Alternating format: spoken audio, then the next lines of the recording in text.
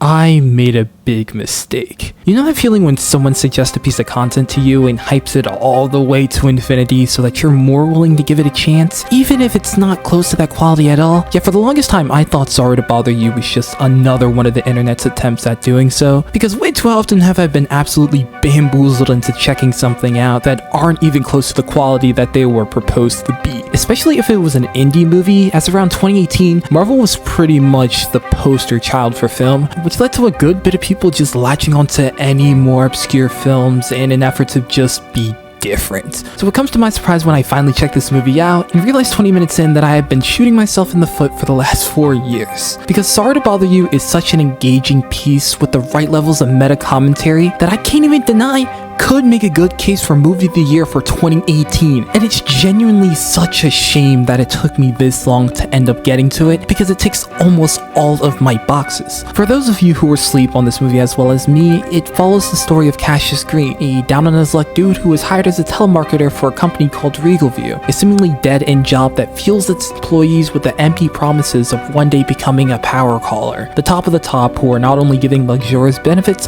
but highly generous pay as well. In the meantime, the everyday workers, including Cassius, are sold a dream and unlivable wages. However, through the advice of an older co-worker, Cassius learns of his unique talent that skyrockets him to the top of the company, that being his innate ability to perform a white guy voice over the phone. This, funny enough, is not the only movie to come out this year that involves a black guy using a stereotypical white voice to get ahead in their profession. Through the use of his talents, Cassius was ultimately promoted to power caller, conveniently right when his coworkers and friends organized a strike from the company, leading to internal conflict of morals and loyalty versus fortune and status. Cassius ultimately chooses the money, which is a catalyst for several unforeseen events to take place. Now, this movie prides itself on the messages that it's trying to sell, flaunting its themes in an aggressively subtle manner, in that they really hammer those concepts in, but aren't afraid to do it in indirect ways. This movie focuses on telling a story of corruption within the corporate world, doing so while being such an outlandish yet symbolic reflection of the real world, centering itself around a system built off of compromising yourself and exploiting something else to get ahead. We view this within our protagonist in Cassius Green, a telemarketer who is taught to exploit customers any way he can, as long as he can get a sale. Whether that is manipulating an older woman who has a spouse getting cancer treatment, to false promises of certain services will get girls to be attracted to you. He, just as everyone else at Regalview, is constantly sold the dream of eventually becoming a power caller, a high status, a high value job that is used as an incentive to show what good work can provide, but in all reality it's a ruse to exploit the most while actually guaranteeing the least for the workers. It wasn't until after Cassius compromised his identity as an African American to deceive those using his white voice did he actually see his career take off. And even after that, it wasn't until after the company had the risk of losing his talents due to the strike and therefore not being able to exploit him anymore, then they actually offer him the promotion of a power caller.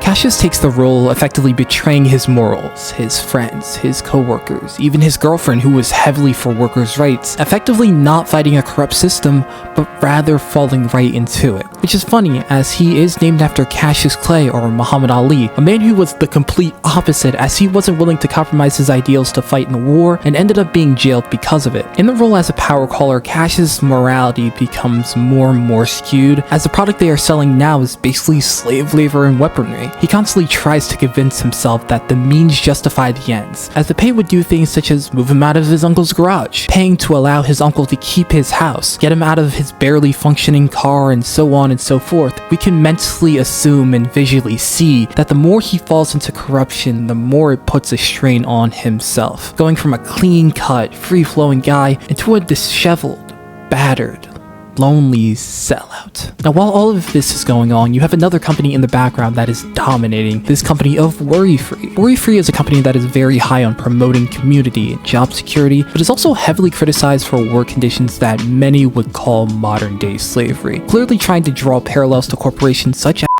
At the helm of this project is Steve Lift, a reckless yet fiscally smart opportunist with such a backward sense of reality and his own actions that it's quite scary that he holds so much power. He's very involved with Regalview as his company is one of their biggest partners, so he takes notice of the fella of Cassius Green, the hot new promoted name in the industry, and even tries to hire him for his new project at a party, that being to lead a group of horse humans that were genetically modified to being the most efficient laborers, but keeping them in check by having an inside person become a horse person themselves and become a leader. Yeah, this movie gets pretty wild pretty fast. The scariest part is that Lift genuinely doesn't think he is doing anything wrong with this. At least with other high-end people in this movie, you get a scene or two of them acknowledging what is going on is messed up and backwards, but they just have to suck it up for the opportunity that is given to them. Like Mr. Blink was another power caller and essentially a model for what Cassius Green's life would be like at the top. A person that 24/7 talked in his white voice because that's what he linked to success, and would become friends with such dastardly minds around the world to sell product to. Even he has a moment in which he drops the character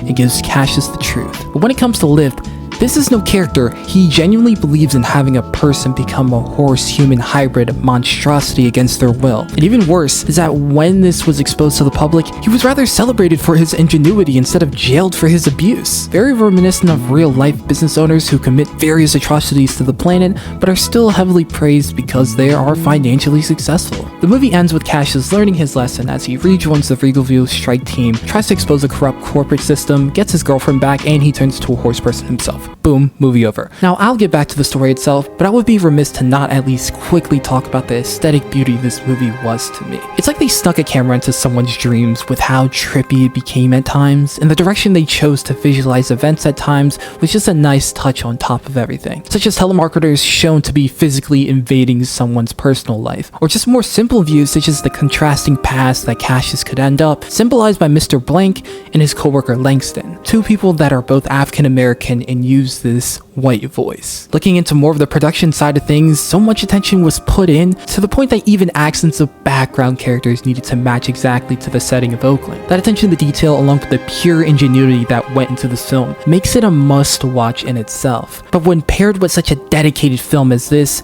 it's truly just an otherworldly experience. One thing that really stood out with this film is that eventual realization that our protagonist is not really someone to root for. It is revealed later on that his intentions on getting this job in the first place was never to pay his uncle for squatting in his garage, but simply to impress his girlfriend. The same girlfriend he would eventually go on to break up with so that he could keep his job maintaining modern day slavery. He was willing to exploit an elderly lady paying medical bills. He was willing to betray his friends and co-workers, which belittled their cause. He was overall a brooding person who munched off of other people with no appreciation given, and he was way too willing to betray his own racial identity and morals for profit. There was even this one scene when he completely played into the stereotype of what a black rapper is like and just screamed obscenities at the crowd to appease them. The only reason he actually has a change of heart and morals is when he is proposed to be a pawn in someone's plan and not the other way around. Then he goes rushing back to his original group when he realizes that just as easily as he can exploit his peers, other people can end up exploiting him. And that just makes his eventual mutation at the end all the more satisfying in some ways. The only real criticism I have with this film as a whole is that it plays around with a bit too much ideas to the point that certain elements aren't really tied up at the end. Or if they were,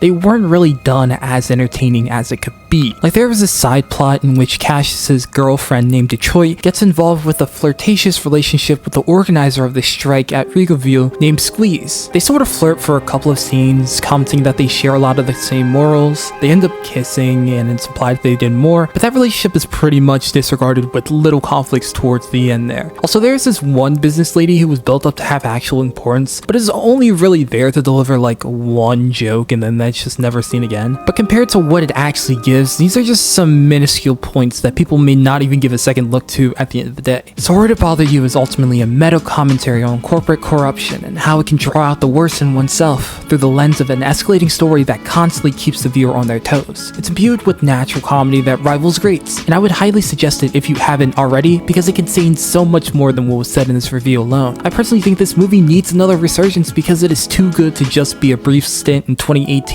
and I am mistaken to have not given it a chance before. If you guys made it this far, I would ask if you guys please like and subscribe to the channel. It only takes 2 seconds, but it would mean the world to me. Peace.